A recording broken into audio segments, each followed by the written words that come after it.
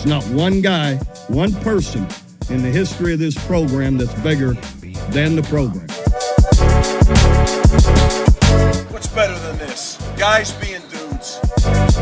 What's up, and welcome into week 9 of the program roundup, where we break down the biggest college football games of the week. I'm Patrick Hertzberger. Joined with me is Mason Prince and Mark Hall, and we are sponsored by our friends at the Fan Stop. Go to the link in the description of this video or in the comments of this video. Go to their website and use our promo code PGUYZ for 15% off your first 3 months of their Shirt of the Month Club, or 15% off officially licensed game day polos. Guys, you should really go to their website right now while you're listening and buy some game day polos. Week 9, guys, initial thoughts. What were your thoughts? God, I feel like I say this every year, but and Mark had a really good point about this on pods. I don't know how long ago it was, but geez, man, this football season, football season just flies by. Yeah. And if you really don't stop to take a second to appreciate where you're at, watch the BS MAC game on a Thursday or a Wednesday. Watch the random games, because you're going to get to March and be like, crap, I don't have a lot going on. Yeah. So yeah, man, just enjoy this. But yeah, it was a good week of college football. I enjoyed it. Fun weekend in college football. Is Jimbo's seat a little less warm? We'll get into that one a little bit later, but that's a fun prevailing theme for me. More USC disaster, or not disaster, but almost disaster, right? You just have, and then we hit on it in our post game yesterday, but a top 10 team in Oklahoma goes down in Lawrence. So there's just movement and chaos all over the place every week, it feels like. Yeah, definitely. Totally. It's weird that it's already week 9. We're almost headed into championship November, but let's get down to breaking down the week 9 results. Let's start with the SEC. Georgia goes into Florida and wins handedly 43-20. Texas A&M plays South Carolina and wins 30-17. And the University of Tennessee beats Kentucky 33-27. Those were kind of the biggest games in the SEC yesterday. Any big thoughts on those games?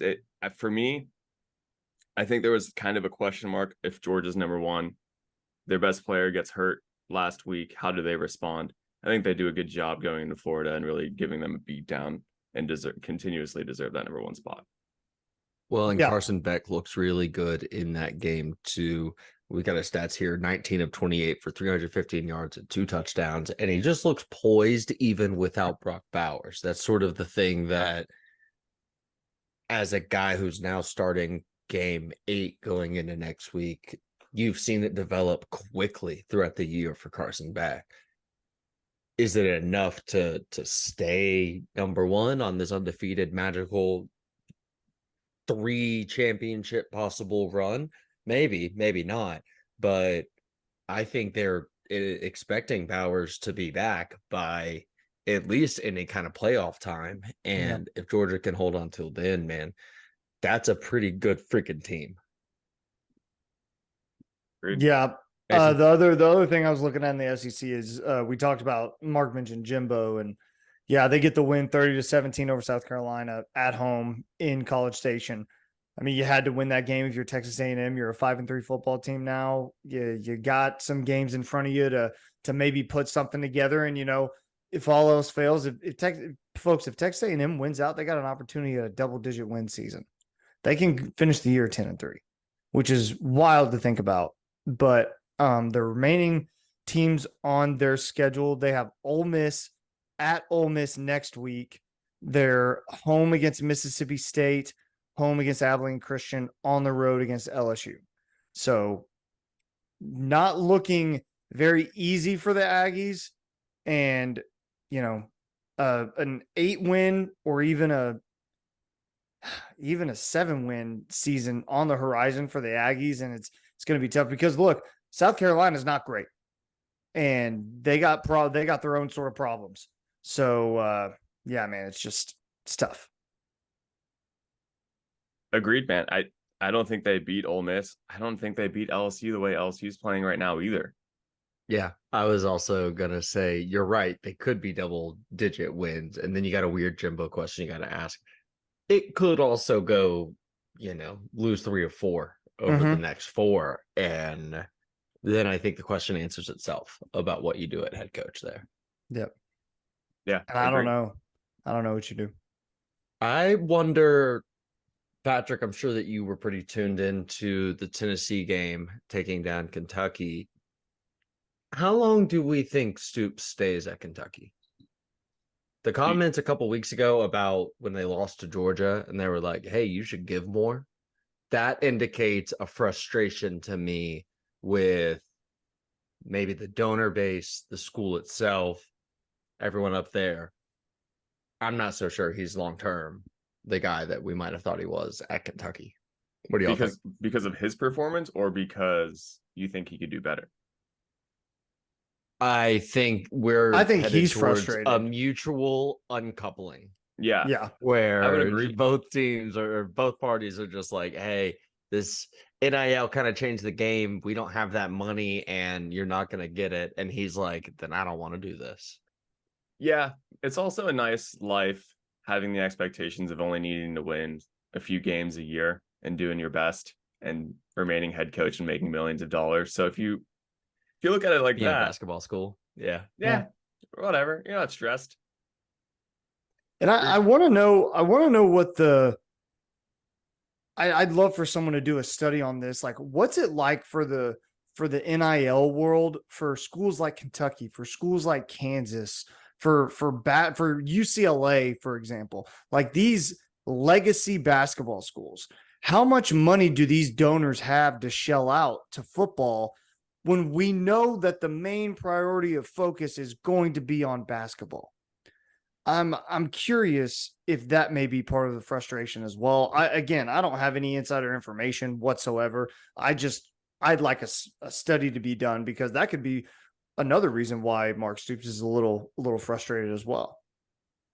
You mentioned Kansas, and we don't call you Rock Chalk Jayhawk Mason for no reason. So Correct. I'm a little dubious of that claim there, Mason. Okay. Fair enough. Might have that insider information. Yeah, my inside sources in Lawrence. Yeah, your boy Bean. Yeah, I was actually there tearing down the goalposts. So Oh wow, yeah, I threw it in the lake. You filmed the video, on the field with LB Bunkley Shelton. Yeah, I did. That was actually me. That was actually me. Red. Well, while we were just talking about Lawrence, Kansas, might as well get into some Big 12, right?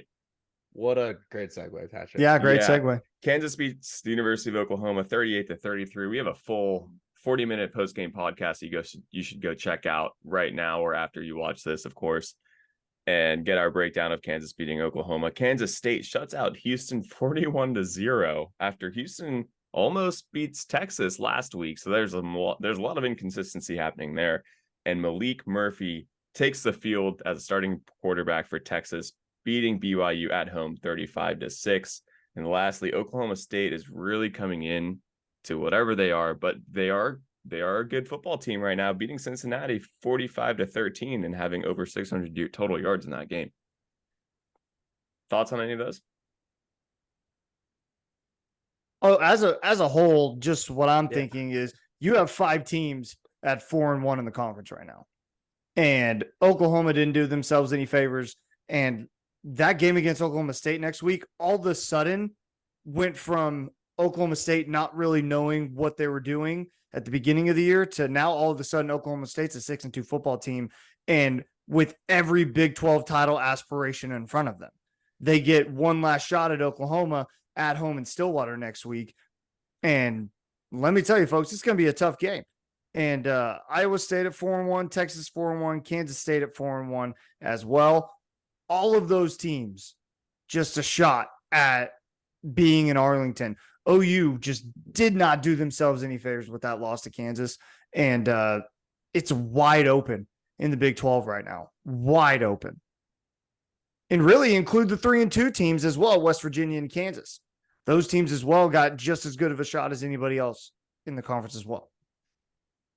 Yeah, unfortunately, I've described it as a conference full of mid, and again, we're an Oklahoma fandom, so Oklahoma kind of entered that mid conversation this weekend, and Texas seems to be still rocking on all cylinders with Malik Murphy. Kansas State is dominating teams. So it is going to be just sort of who can last the longest now as we hit the home stretch. Championship November, you said it greatly, Patrick. What happens the next few weeks? Oklahoma State at Bedlam, West Virginia, BYU, TCU, and then all of the other teams' schedules. Sorry, I was just ran through the Oklahoma schedule. I didn't mean to do that. But, No, you're fine. These next 4 weeks are going to determine a lot because there are more losses on the schedule. It's just who's going to have to take them. Yeah. Next week, Patrick, and I'll pass this to you. Next week is massive in the Big 12 race. You have Oklahoma at Oklahoma State. You have Kansas State at Texas. You have Kansas at Iowa State. Dude, it's huge. It's a massive, massive Saturday for what we're going to see the Big 12 become. It's just K-State crazy. At Texas is going to be a dogfight. Yeah. It's going to be a dogfight. Huge game. That is not going to be Oklahoma State is good. And, Yeah, they are. They've really, Mike Gundy went back to the lab and tucked up his bootstraps and freaking got to work, man. Dude, is there anyone who rises up like the Undertaker more than Mike Gundy? Just when you think the dude's dead and has just no control or no shot at producing any sort of program or any sort of team to field, and then you look up and they're 6-2. It's crazy. I just credit to Mike Gundy, man. Like, whatever you want to say about the guy, the dude can rattle off wins with the best of them, and credit to him. Just crazy. He's like pissed off at the entire world. He's angry at his own team. His own team sucks. He's mad at him. His own athletic department. He hates them. Yeah. He hates everyone involved in his life. And almost out of spite, he succeeds. Yeah, it's crazy. It's the same thing with the mullet, man. It's It's nuts. just out of spite. He is successful. Yeah, they can't fire him ever. No, they can't. Not They- since they- T. Boone Pickens died. Heck no, man. He was the only one that could. Yeah, he was the only one. It's crazy, dude. Big 12, though, to your Nuts. point, Mason, I think the most interesting, fun conference to currently track, I think it was the Pac-12, and it still is a bit of the Pac-12, but Big 12 definitely next few weeks is I think the most fun conference to keep your eye out. Yeah, it might not be the best, but it's a lot of fun. Every game has implications. Absolutely. Anything else on the Big 12? Nah, man. Check out our post game pod if you're interested in seeing five guys, or four guys being absolutely distraught. Yeah, you should. And you should also go to thefanstop.com right now and use our Go. promo code PGUYZ for 15% off your first 3 months of the Shirt of the Month Club, or 15% off their game day polos. Let's get into the Big Ten. The Big Ten, guys, not a lot happening. I guess we could talk about, there's a ton happening in the Big Just a Ten. quiet but from a game week. perspective, Yeah. quiet week. Penn State beating Indiana 33-34. And Ohio State beating Wisconsin 24-10. This Penn State, man, they were struggling. I said it last week. They're number 3. I don't need them in any playoff conversations ever again because they're just the number 3 team for me always. In the Big Ten. In the Big Ten, sure, yeah. Penn State needed the win. They got it at home. Kind of the James Franklin recipe, right? You start off hot, lose to Ohio State, and then you're going to rattle off wins, and you're going to end the year like 11-1, and then win a New Year's Six bowl game and start the cycle again. Ohio State, man, I just don't know what to make of them. Like, yes, they're a good football team. They're very good. But like when we get down to nut cutting time, what are they going to look like against Michigan? What are they going to look like once they get in a playoff scenario? If they get there, I just don't know. Like Marvin Harrison Jr. is a stud. I'm not here to tell you he's not. He's a freak of nature. or you can make the argument he's the best football player in the country right now. 100%. I think you can, but I just don't know what to make of Ohio State, honestly, just because it feels like a weird year for them, right? They usually have the quarterback where you're like, yeah, that guy's going to be an NFL superstar or going to be a first-round draft pick, and they just don't this year. So you're left wondering, well, okay, can they still do it? Can they still do Ohio State things? So I don't know. They're weird to me, but they're good. They're a good football team. It's so interesting to me to see the way both of these teams are using their quarterbacks. Penn State last week held Drew Aller just kind of in check on their own. They didn't really unleash the offense in any kind of way to try and take advantage of the defense, to use his skills and his ability to be that quarterback that Penn State hasn't had. And now I understand that Indiana is Indiana, and so it's a lot easier to go out there and throw for 210 yards and 3 touchdowns, but you would have liked to see them be more aggressive against Ohio State with a guy like that under center. Contrast that with Ohio State. Kyle McCord goes 17 of 26, 226 and 2 touchdowns. And every week they're letting him do a little bit more. It's not always successful, but he's a young kid that is getting reps for the first time.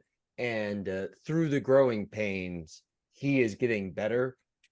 Penn State seems to be content to check Aller in and out of the game plan week to week. And I don't think that that's going to be very good for his development. Agreed. Ohio State, too, every single time they play a decent team, they're not scoring over 30 points. Go back to Notre Dame, Ohio Different State, team, 17 to 14. You're going to have to put up points if you're going into the playoffs. You're going to have to put up a lot of points against Michigan because they will put up points against you. Absolutely. Absolutely. They know everything that you're doing on your side of the field. Yeah. So you have to adjust, for that at all times. It's crazy. Yeah. You have to come out with a completely different game plan. Don't even start your starting 11. And different signs. Oh, I love it. Everything. Dude, yeah. It's like when Yugi was dueling Pegasus that time. There you go. I don't know what that is, but like no one. Love you guys. No one. Drop a comment if you know. Yeah, exactly drop a what comment Mark if you know what is Mark's talking talking about. The fans are gonna be on my side here. The guys That's are with right. me. The program's with me. Absolutely. Mark, do you want to talk a little bit more about our sponsor, the Fan Stop, before we talk about some ACC? There's nothing I'd want to do more than that. Guys, if you're listening along with us, you should be listening in a program, guys. T-shirt, long shirt, a long sleeve, or a hoodie. You should go to their website, thefanstop.com, and look for one of their about 50 different schools that they offer their Shirt of the Month Club for. These are going to get delivered to your door every single month on the dot. And if you go use our code PGUYZ, that's P guys, you'll get 15% off the first 3 months of your subscription. That's a great deal. We were shocked that they let us put that out there. Tell all your friends that the program guys sent you and that they send them to, and they can get 15% off of the game day polos that are also an option. Patrick mentioned these earlier. I've seen them. I've felt them. They look good. They feel good. They're stylish. They're fashionable. You will be the hottest person at the gathering in a FanStop game day polo. And you will save 15% off if you use our code PGUYZ, PGUYZ. Easy one, PGUYZ, PGUYZ. Patrick, go ahead. Love it, baby. Anything else in the Big Ten before we move to the ACC? Just want to make sure you guys have nothing else. Just the most boring football conference in the entire world. Yeah, Definitely really not boring. on the same level as the SEC, and it's a joke that we have to have that conversation ever. Yeah, it's not fun. All right, ACC. Clemson goes down to North Carolina State, 24-17. Florida State beats Wake Forest handedly, 41-16. Louisville shuts out a ranked Duke team, 23-0, and Georgia Tech upsets the University of North Carolina, 46-42. Mark, I'll just give it to you and your Georgia Tech team. How you feel? I don't know what the hell is going on in Atlanta, guys. I don't think they do either. Yeah, look, if that Bowling Green game hadn't happened, I'd be like, wow, look at this. This is a Tech team that is really growing throughout the year and yada, yada, yada. But what it tells me is more like they've got some guys, the things are right, and they're building something. But development's not a straight line. And it just never is. This is a program with its first year under Brent Key, and this is an absolute program building foundational kind of win if you can capitalize on it and continue to move forward building from this. The expectations need to be a little bit different moving forward the rest of the season now, because you were able to go do this 22 in the fourth quarter against a 6-1 UNC team with possible number 1 pick Drake May at quarterback. That's really something. Who had a good game? Who had a good game, Mark? Yeah. 17-25, 310, 2 touchdowns. They've been unstoppable on offense since Tez Walker returned. And Georgia Tech obviously didn't really stop anyone on offense here. 42 points for the Tar Heels, but 46 for the Yellow Jackets, man. The Ramblin' Wreck and Georgia Tech might be a hell of a football team. Bunch of hell of an engineer as well. Well, that they are that. They're certainly that. Patrick, do you want to give sort of a short eulogy for your Clemson will win the ACC pick? Oof. R.I.P. in peace. Like a small one? Pat, you're muted. You want to unmute? My bad. I'll do that. Yes. I'm going to fall on my sword. I was dead wrong. Clemson sucks. Yeah, they're bad. Dabo Swinney is doing something weird, and I don't know what it is. I don't think he knows what it is. Maybe it's because he lost the best defensive coordinator ever to live. But look, that's just an unacceptable loss. All of them. Unacceptable loss. Florida State, though, they're the real deal. I think. No, Florida State's good. Consistently very good. Real deal. I think they're in the college football playoffs. I really don't think anyone can stop them from that. No, I agree with that. I think Florida State has a really, really, really good shot. Now, looking at who they would play in the ACC championship, that kind of remains to be seen. Louisville looked good against Duke. They're a fun team. Are they? But they do divisions, don't they? So it's not even top two. Not anymore. Not anymore. They don't. Thank God. Okay, so right. Louisville could be in that conversation. Yeah, even North Carolina could still be in the conversation as well. So that ACC title game is going to be interesting for Florida State. And I'm trying to look at their schedule right now. Well, they got next week. Thank you. You got it. Okay, so they got Pittsburgh next week at Pittsburgh. Then Miami comes to town. Then North Alabama comes to town, and then they head to Gainesville for the rivalry game against the Florida Gators, who we spoke about just dropped 43-20 to Alabama. So you would expect this Florida State team to take care of business there.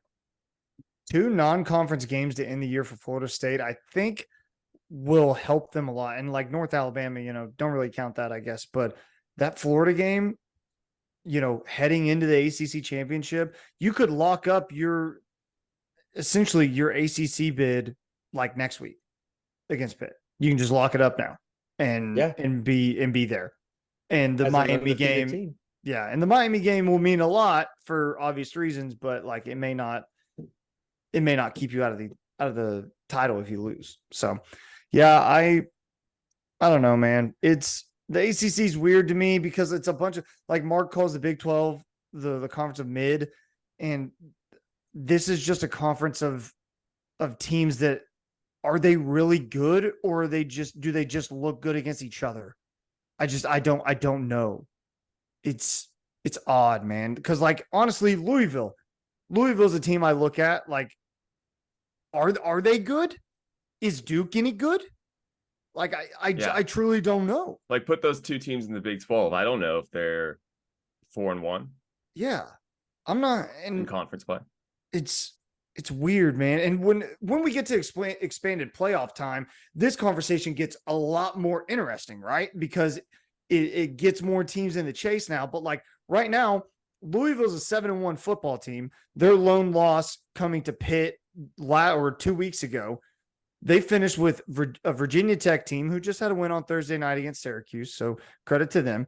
Then they have Virginia at home. They're at Miami, and then they host Kentucky to end the year. So Louisville's got a really, really good chance to end the year. What is that? 11-1 in the regular season, 11-1, and be in the ACC title game and put themselves squarely in position to, if you win the ACC title game, people are going to have to ask these questions. Like, is Louisville a good football team? I don't know. I really don't know. And I don't think those last 4 games that I just rattled off are going to tell us that answer. I think the ACC title would be the only way to get a partial answer to that question. Maybe Kentucky. This feels a lot to me like the years when we knew it was Clemson and someone in the ACC championship game. Like just the Deshaun years, the Trevor Lawrence years, where we know what Florida State is. Is anyone else actually real about this? Because everyone else so far has looked vulnerable. And to Mason's point, Louisville looked vulnerable early and since then has come on really strong. What does that mean? Maybe nothing, maybe everything. It's hard to know. Yeah. Love it. Great analysis, guys. Thanks. Anything else on the ACC? No, like and subscribe if you like the analysis. Yeah, like and subscribe. Yeah. Okay. Pac-12, guys, but before we go into the Pac-12, remember to go to thefanstop.com and use our promo code PGUYZ for 15% off their shirt of the month club for the first 3 months, or 15% off their game day polos. Feel good. Have to do it. Okay, Oregon defeats Utah, and I have the wrong score in there, so I'm not going to say it right now. 35-6 Oregon. 35-6. Okay, there we go. Yep, that's right. Washington beats Stanford 42-33, high scoring game there. Arizona upsets Oregon State 27-24, and USC pulls a close one out against Cal 50-49. Thoughts on those games, guys? Oregon's just as good as we thought they were, and so are Washington. Yeah. So those two look like they're on a crash course to Vegas or wherever the Pac-12 championship is. But man, USC was dead to rights. I'll give credit where it's due. They came back and won that game when they had no business to do so. They had every excuse to lose that game. You were down 2 scores at the half, I think. You come storming back. Lincoln Riley missed half the week with an illness. I hope he's healthy and okay. But they had every reason to lose that game, and they fought it off and they won. So credit where it's due for USC. I still don't think they're a good enough football team to make any noise because you allow 49 points to a Cal team like that. The defense once again proves to not be anything for USC and what's going to continue to hold them back from being a national elite program, like period, point blank. Couldn't agree more. Yep. Caleb Williams goes 23 for 40, 369 yards, 2 touchdowns in the air and 2 touchdowns on the ground. Mark, go ahead. Caleb's incredible, but it's just more of the same. It's more of the same, and every week it seems to, they won, right? But it's almost like every week for a USC fan right now is we've been watching the Saw franchise, and every game is like a Saw movie for them where even if they win, man, they're having to like peel back their flesh to get through a game. Yeah. It is so difficult right now. And we've lived that life. It's not a fun one. And they play Oregon in 2 weeks. I think Oregon is just going to wipe the floor up and down with them. Yeah. Washington, Oregon in a rematch for the championship game. That's my, hope it happens kind of deal, because that's the matchup I want to watch once more. And I want to give credit where credit's due, because that I didn't mean to brush over it, but that win for Oregon on the road at Utah, 35-6, that's a great, you want to talk about resume builders. That's a great freaking win, man. Dan Lanning and company deserve a ton of credit. That they looked so good. And Bo Nix too. Shout out, 248 yards, 7 incompletions on the day, 2 touchdowns. I mean, that's a great game from him. That's a really, really good game. Shout out to Oregon, man. They're figuring some stuff out. The like oldest person in college football It's unreal. history, Bo Nix. I love it. I'll never get over the tweets just telling him to get a job. It's so funny to me. They just make me laugh every time I see him. Go ahead, Patrick. Oh, Sorry. that's so funny, guys. I'm sorry. I just don't think Utah is that great. I wouldn't say great. I think they're a good football team, especially at home. I know. I But just think I they were can- overhyped. I think they were overhyped. They are playing a second string quarterback. I do think they kind of got lucky, had the right game plan in some big important games this year. But this Utah team also struggled against Baylor at the beginning of the year. So Okay, yes, and I think Utah's a very good team that is relying on like a third string quarterback. And Yeah. so yeah, you're right. just- that's the thing. They were hyped up based on a Cam Rising that had just won the Rose Bowl Player of the Game, and you lose that guy. You got like Bryson Barnes and Nate Johnson switching it out. Which really sucks for Utah, by the way. I mean, that's a team that could make a ton of noise, and that sucks. But yeah, the shine of the pig farmer wore off pretty quick, and that's tough. But yeah, Oregon, Washington seem to be the two, and when they meet for that Pac-12 title game, I will. If the scenario holds as it is right now, I think the winner of that game is automatically locked into a playoff berth. They have to be. I think they have to be. Well, and to that point, Patrick, I think we should go ahead and give our next our 4 for the week, right? I was yeah. just thinking about it. I think they come out this week on Tuesday night officially. On This is the Tuesday. first I week. think I you're was correct. really looking forward to it before yesterday. Yeah, no, it was going to be a really good time before yesterday. Who wants to go first? Not me. I brought it up. Okay, Mason. All right. Well, I'll go. Oh, So go ahead. Georgia, Yeah. yeah. So I'll go Georgia 1. Oh man, I just don't know what's going to happen with Michigan, but you just leave Michigan at 2 bye week. Can't hurt them for being on a bye. I'm gonna do Florida State 3, Ohio State 4.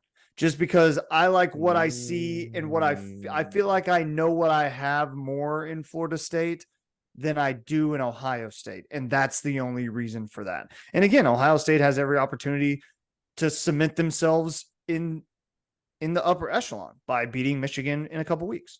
So yeah, that's my 4 right there. All right, I'll go I'm gonna next. Okay.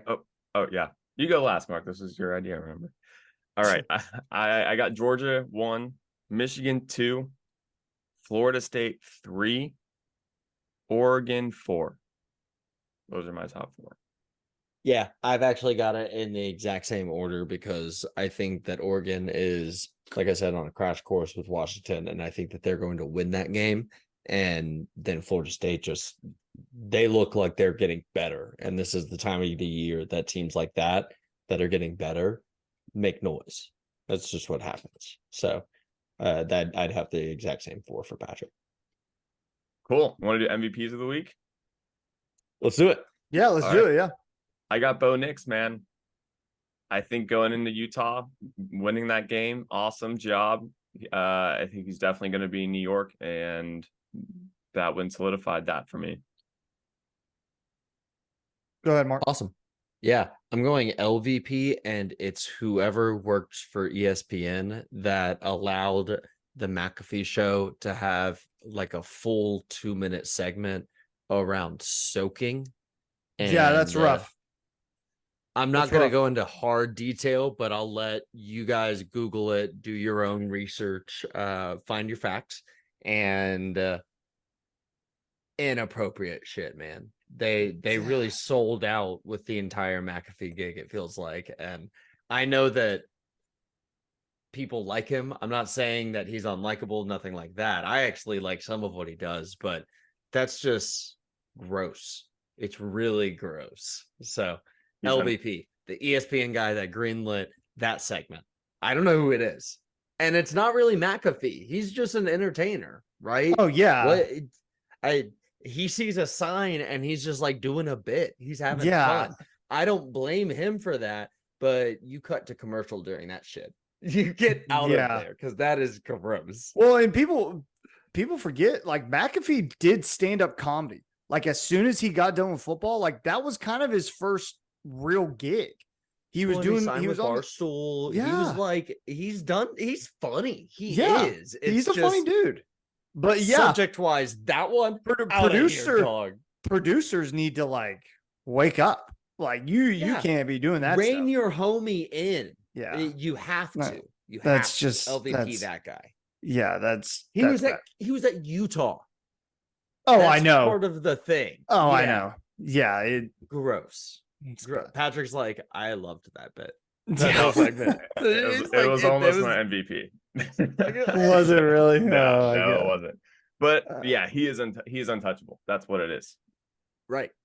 He's a huge Well, and- revenue stream for him. I think his ratings are pretty good too. Like I think he gets he gets a lot of viewers. So that's another aspect of it for sure. My MVP Malik Murphy, coming in for an injured Quinn Ewers, winning a get what'd you say? Freaking heck, man. I know. It's a good MVP. Yeah, He- it's a good MVP. he's a good player, man, and that's a good win against a BYU team who came in there full of piss and vinegar and ready to upset Texas in Austin, and he had every reason to not play very well, and he played pretty well. So credit to Malik Murphy, my MVP of the week. Credit to me for doing a Texas guy. BYU was 3-1 in the prior 4 games against Texas, dating back to however long. Steve Sarkisian's got a different kind of thing building in Austin this time, I think. So, yeah, great MVP, Mason. Thanks. All right, that about does it. Remember to go to the description of this video, click the link, thefanstop.com, use our promo code PGUYZ for 15% off the first 3 months of their Shirt of the Month Club or 15% off their game day polos. It was a pleasure, boys, guys. Thank you so much for joining. Thank you so much for listening. Mason, take us out. Like and subscribe. Keep pushing it, baby. 3, 2, 1. There's not one guy, one person in the history of this program that's bigger than the program. What's better than this? Guys being dudes.